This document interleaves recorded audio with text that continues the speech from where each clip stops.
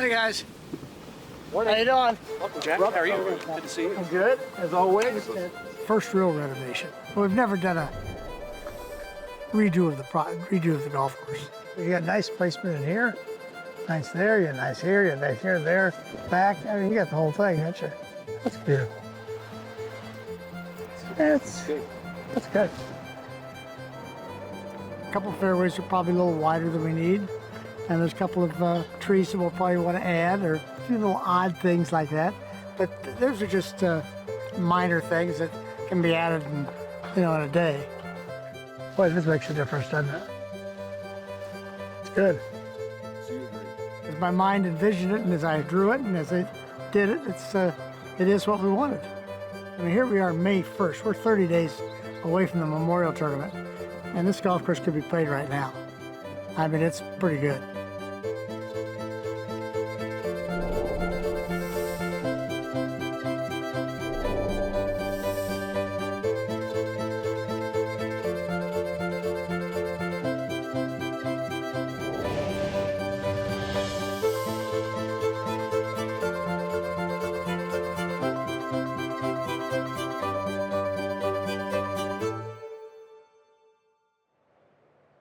Well, it goes back to September 29th, 2019. The director of golf, the superintendent, were asked to see Jack on the putting green.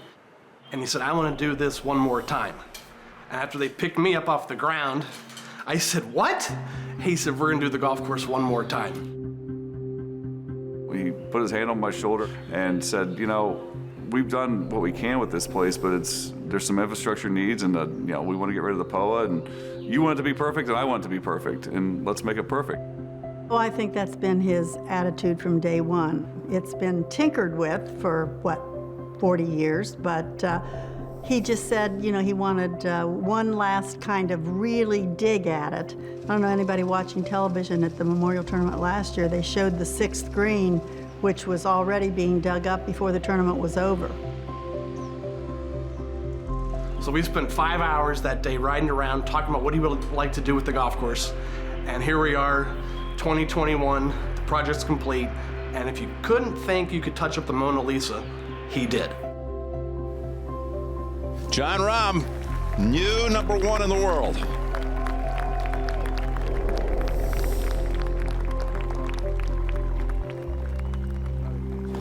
It's okay, whatever you want. Whatever it's yours. Thank you, appreciate it.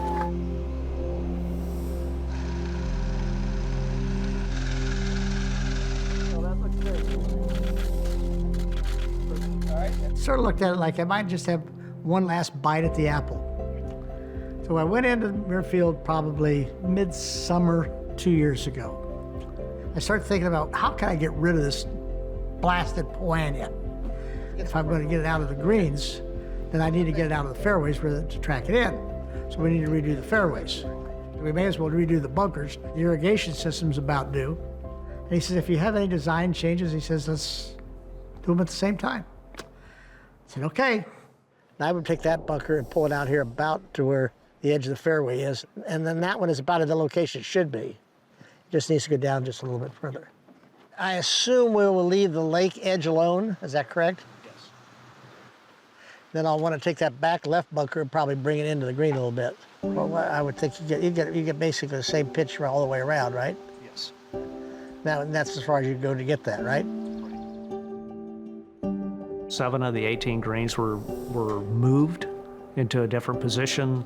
All but maybe 6 greens had some pretty significant contour changes done to it. Every bunker was touched, repositioned, moved. So we're just going to do a little bit of tee work, but as we got into it, and like I always see Jack, when he see the bulldozers out there and we're pushing dirt anyway, he's like, well, why don't we just go ahead and do this? So we made dramatic changes to all the tee complexes as well. Every shot that comes here goes to that pin. So from now on, he doesn't want that. A shot comes up here, we'll scatter, and it made it still be 20 feet away from the pin. And here, and we might even get up here. You get in here, you get here, and you probably get here. Happy with that?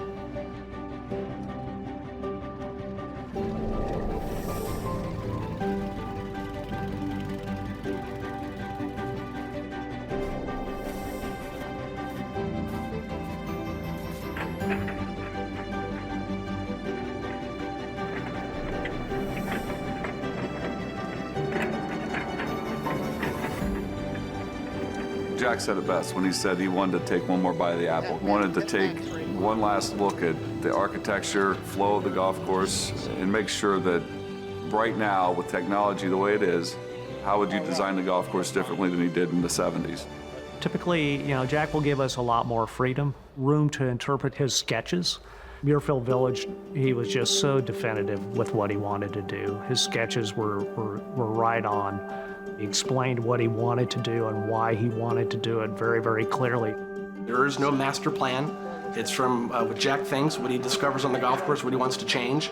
If you thought that Jack could take his masterpiece, Muirfield Village Golf Club, make it better, he did.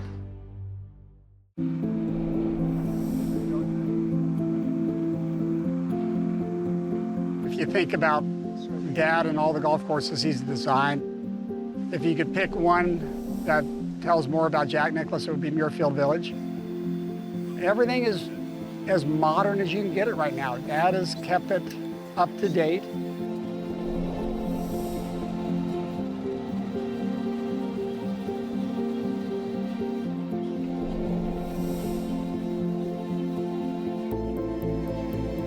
What I would do here is I'd come back here and go out about 25, 30 yards in front of that tee as you're moving this back and just carve that down to give you a little bit of a, to the left of the members tee, get yourself a little shoot down here so you don't have to take this quite as high. You know what I mean? It's wonderful to preserve Jack's vision as a young architect and the world's best player at that time. It's a special place for him. What's the verdict on this? Bring it Go. up and sod it? Go. Okay. Go, go, go. Don't let Nicklaus see it again. And I really don't think when we're done with it, it's going to be a tougher golf course. It's just going to be a better golf course. Got a little bit of work to do, guys. June 1st is coming. I want it to be a fair test, but I want it to be a test. If I think there's some things that can make the golf course better from a design standpoint as well as a functional standpoint, that's what we're going to do.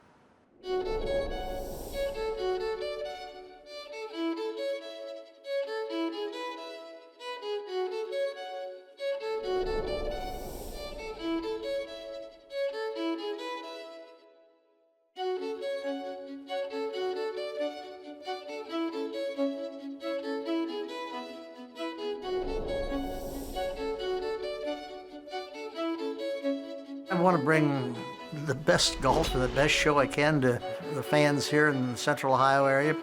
People come from all over to come to the Memorial Tournament. You have complete faith in the greatest champion of all time and somebody who created the masterpiece originally. He knows every inch of it.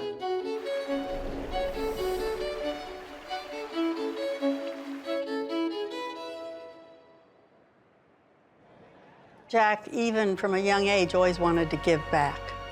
He really didn't think about doing something in Columbus till maybe he had been a pro 5 or 6 years. And he just thought, Columbus has been so supportive of me, I'd like to give something back to Columbus. The golf course itself, it evolves. I mean, the tournament, I think, has grown year after year after year. The amount of money we've raised for charity, the winners that we've had, the players, they love it. Real honor to win this tournament. I don't think the players pick their golf courses by purse anymore. They pick their golf courses by where they want to spend a week. And hopefully, I think they want to spend it at Muirfield. Jack has the mindset that this is his ultimate golf course. Out of all 300 he's built, this is the one that he's focused on to make sure that it is the most recognized and world class. And we have a great opportunity with the tournament to make sure that the golf course is a centerpiece and ensure that people come here for that reason, but also get a sense of being a part of a community, being a part of something really big, being a part of something special. That's what's so much fun working with Jack is here he is, arguably the greatest golfer of all time. And you can see he's just playing golf in his mind while he's out there on site.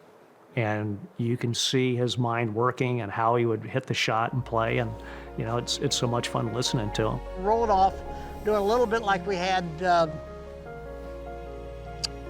behind 7. To me, if it's, if it's flat out here, it's 1-5 here, 1-2-5 here, everything goes greater. You got to come a little bit of that. So I'll take you right through the golf course. First tee, I moved a little bit left to get a little bit better angle. Not much, we moved it 3 or 4 yards. Took all the fairway bunkers, eliminated a couple, put them further down the hole.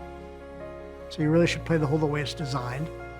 I never liked the first green, and we had a nice little hill right behind it.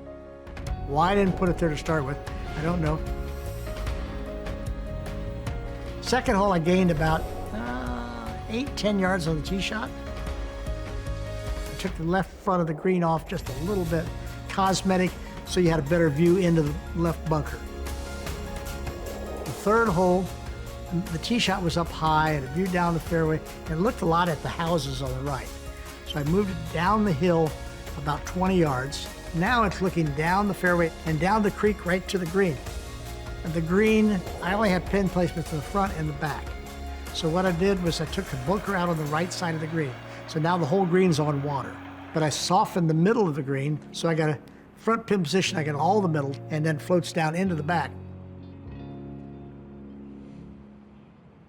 Fourth hole, I always felt the green was a little bit too narrow and limited ourselves to just the left side of the green for pin placements. Now the green went from the smallest green on the golf course to probably the largest. I got some variety now. On the fifth tee, I actually lowered the fifth tee and moved it left, got rid of that hump that sort of looked was ugly back there. Took the whole hill on the right side out, knocked it down so you could see, took the trees out on the right. Took the green, I moved it back about 30 yards and moved it left. Enlarged the lake so you could see right through the lake. And I put a bunker in the front left and 2 little bunkers on the right. I think it'll be a nice hole. Sixth hole, I lengthened it about 12 yards on the tee. Our shot length told us that too many balls were heading over the bunker. So the bunker became relative, which was a new bunker on the left side, along with a bunker on the right. The green, we laid it down a little bit. Only the front part of that green was cuppable, and I wanted to get just a few more cups. Seventh hole, the green we moved back and a little bit left. Instead of getting it this way, I turned it this way, more diagonally run away from you. And you come into the green, have a rollover into a left side that fits down. Eighth hole didn't really do anything other than that green was built on the old green. So we eliminated the new green and the old green and redid the bunkering so that the buildup on the right side was an almost impossible bunker shot. Now it's dropped a little bit so that you can play a nice bunker shot. Ninth hole, I took the back left of the green and eliminated it and lengthened the green on the right side down the water and cut the back bunker in half. So I got a little bunker behind the green with the green going down the water. So I got maybe like 3 really good pin positions on the water and then maybe 1 or 2 in the middle left of the green. Take a run around the back 9.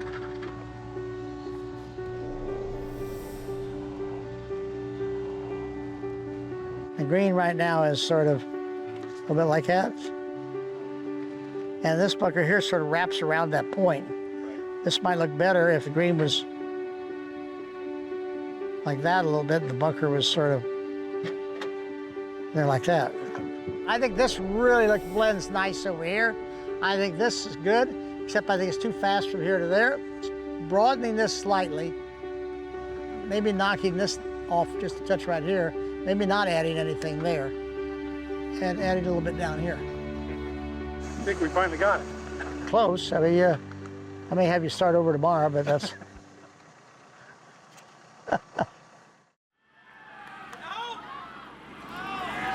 Roger Murphy, the first Memorial champion.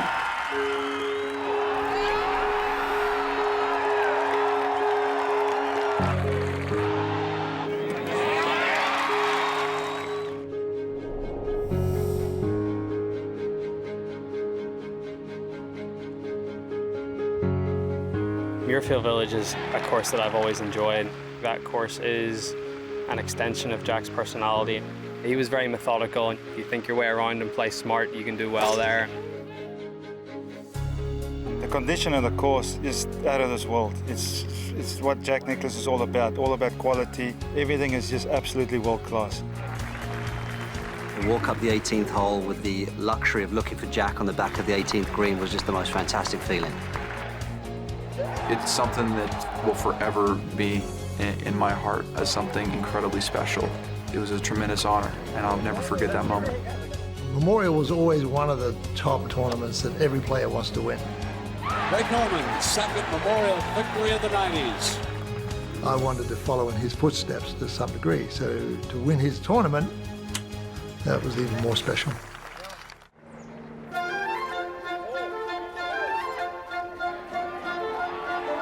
I've seen it all today. This is unbelievable.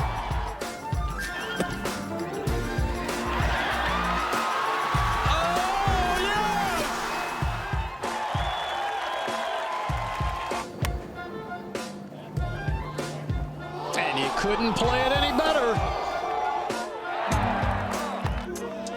That's it. He's got it. A one-out victory.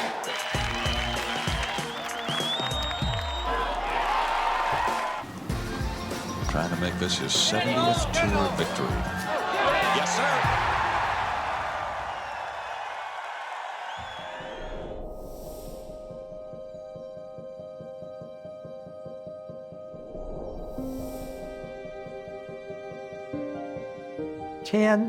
Narrowed the fairway a little bit, moved the green left, allowed myself a little space to the right. The back right of the green runs off into fairway area, and fairway goes around the right side of the green with a bunker to the right, a bunker in the middle left, and a bunker in the back.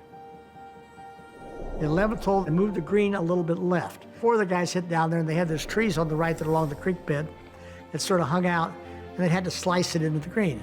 And I said, it's not really the shot that really actually should be required. 12, I did not touch. 13, I narrowed the fairway over the bunker from about 40 yards to about 22 yards and put about 8 or 9 trees along the left side. 14th hole didn't change at all. It's one of the great little short holes of the game of golf, and it's really fun to play. 15, we had a little creek that ran from around the tees up to the left side. We filled all that in, and then I took the fairway and dropped it about 18, 20 feet. I put 4 bunkers on the right to take me the transition from the right trees down the hill.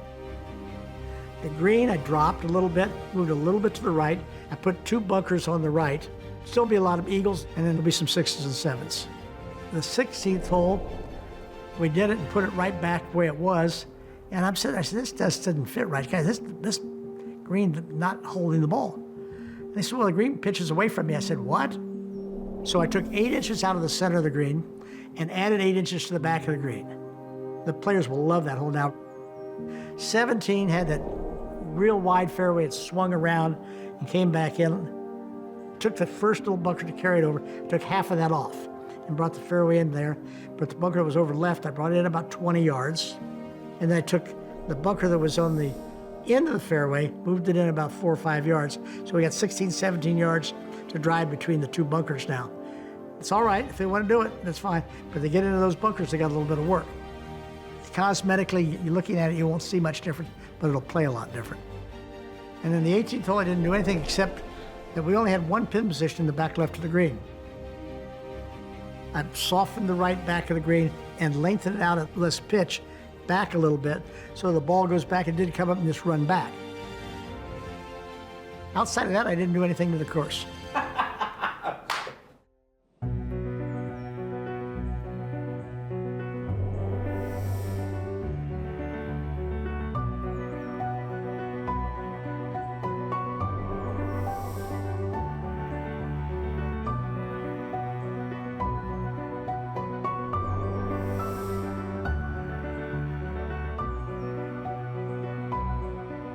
Every time he gets to Columbus, he'd like to tinker with something on the golf course, but I think he just wanted a perfect golf course.